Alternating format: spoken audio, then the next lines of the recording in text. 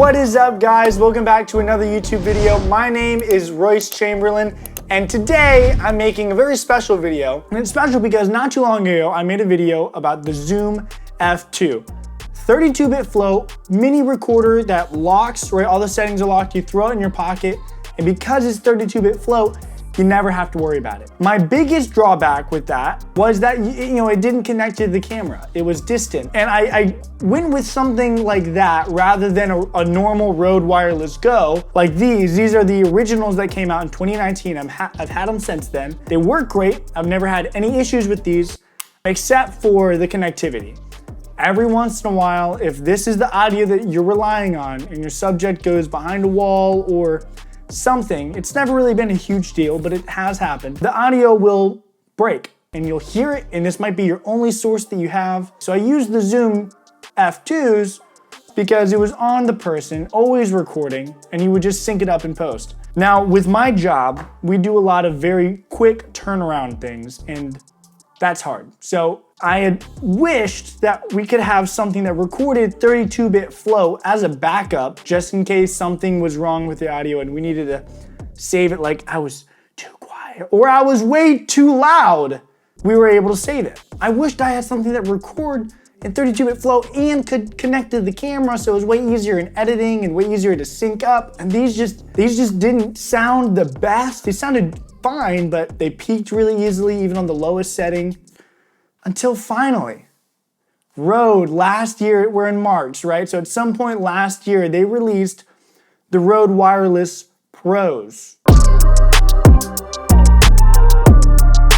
They came out with the Rode Wireless Go 2s, which I never picked up. I think the audio was a little bit better. You could connect 2 devices to 1 receiver, which I at one point had 2 sets of these. These are the originals, like I said, from 2019. I had 2 sets of these. And one got stolen in San Francisco, so. Royce's backpack is gone. I only have 1, but again, they still work great. I used them like last week, I'm not gonna lie. They connect just fine, the audio's fine, I can see my levels right there, check, check, check, check, check, check.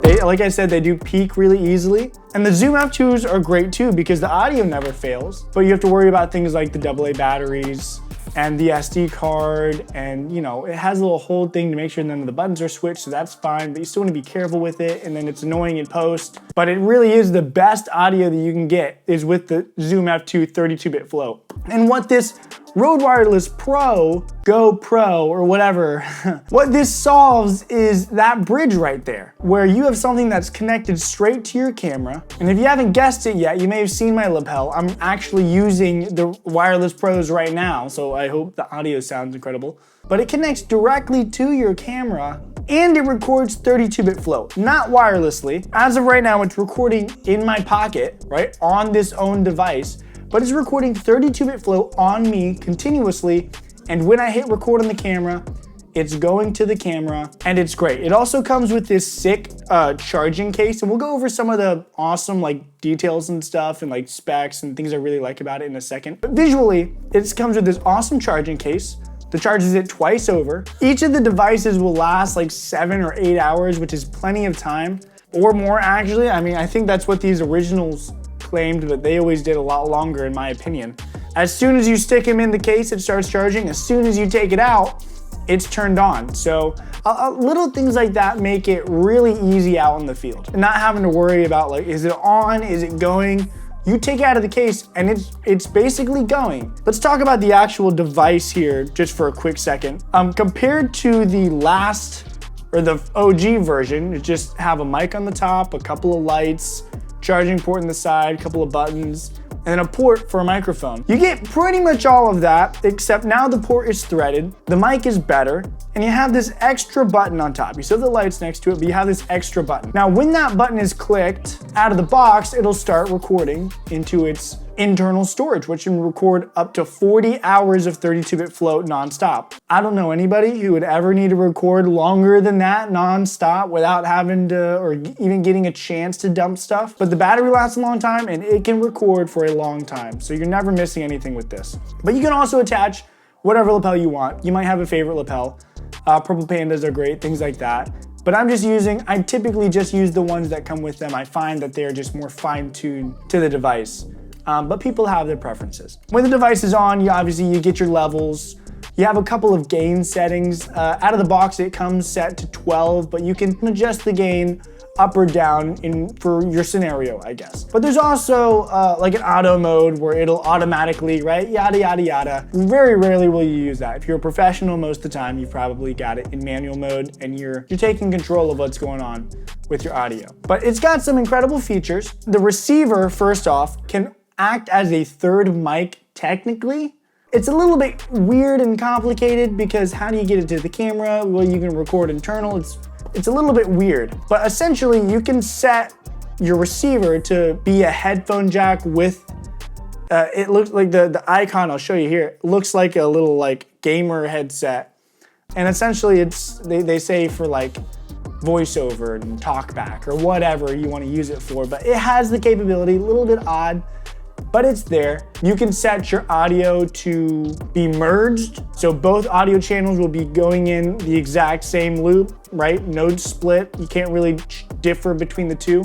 You can set it to split, where it'll take each audio, right, from each device and separate it left and right. You could also do safety, where one audio is normal and then the right channel, I guess, or left or right channel will be a little bit lower, just as a safety, but that's really not something you'll need when you're working with 32-bit flow. It also comes with these clips that go on the back that are magnetic. So if you wanted to magnet it to your shirt, I guess you could do that. Magnet it. Use the magnet, you can. This little piece just kind of clips to the back part where there's already a clip on the device. And this is, well, it's a magnet, so it does what it does. You also get a couple of extra cables. You get a cable, a small one, USB Type-C to Type-C, I guess, for an Android or a newer iPhone, which is funny to say, because you also get a normal Lightning cable for, I guess, older iPhones now, because the new ones don't have this. Whatever. You get a USB Type-C to Lightning and then a USB Type-C to Type-C, because this works with your phone as well. Use it for TikToks, use it for Reels, use it for whatever you want. Now, the coolest thing that I've found with this device is, first off, it has an app. You can go in there, you can play with it, organize all your stuff in the app. It's great. But let me go over the worst thing really quick, actually. The worst thing is you can't delete any files off of it without using the app on your computer. That's the most annoying thing so far. And that's not really a big deal because most of the time I'm gonna plug it into my computer anyways to get the files off. And there's a perk to that. You can have all the devices in their charging thing and just plug the charging device or case into your computer and you can dump them all that way. So that's really nice. You put everything away at the end of the day and you just take this thing and you can dump all your files. Now, something I found in the settings of this said app, and something I've not seen online for whatever reason. And this to me is like the coolest thing because I'm gonna record 32-bit flow anytime that I am using the devices. I'm not just gonna record into my camera. I'm gonna have that backup of safety, like guaranteed audio. It's just too good to miss out on. If you have the internal storage on the device and it can record for 40 hours and the battery life is great, like why not use that? I found out that you can actually trigger the recording to both devices at the same time from the receiver. I've not seen anywhere that's actually talked about this. Most everybody will tell you that the extra button that's on the transmitter or the microphone is for recording, and it is, but they don't tell you that you can set the button, the Q button, on the receiver to also trigger recording for all the devices at once. So I can be away from my subject and say, you know what? They're having a private conversation, or let's not waste any recording space or battery and stop recording without having to bother the client. I love that. This actually solves a lot of problems for me. This device in itself, just being able to transmit to the camera while recording 32-bit flow. It's very small. Battery life is great. I don't have to change out AA batteries. I don't have to put in or take out an SD card. Charging case lets me know, when we have a break, I can be juicing up and I don't have to worry about carrying extra batteries with me. The lapels are great, they're cool, they're sleek, they're small, the cables are flat. All these little things all for $400. Now, that's not exactly, I think, cheap. I've spent more on microphones. For instance, the mic that I'm not using, this SM70, this is like a $500-600 microphone, but it's completely different. The OGs, when they first came out, I think were like $150. And then the Zoom F2s, I think I paid like $130, $150 for each of those as well. And those had a very unique purpose. And so when you're thinking about the fact that these combine these and the zoom with the 32-bit float and all the other incredible features, $400 actually seems quite fair, especially nowadays. Like, this would have been worth $400 4 years ago, 5 years ago. I definitely think it's worth it today. I can't wait to use them more. I already know they're gonna be super beneficial to me in the future, especially with what I do. Very run and gun, very like, we gotta keep moving, gotta stay juiced up, gotta have backups, right? This solves all of those problems. So I'm happy to have them. If you want your own pair, a link is in my description along with all my other equipment that you can check out. I hope you guys liked this video. I hope I wasn't rambling for too long. And I hope that you subscribe, like, and share. I'll see y'all in the next one.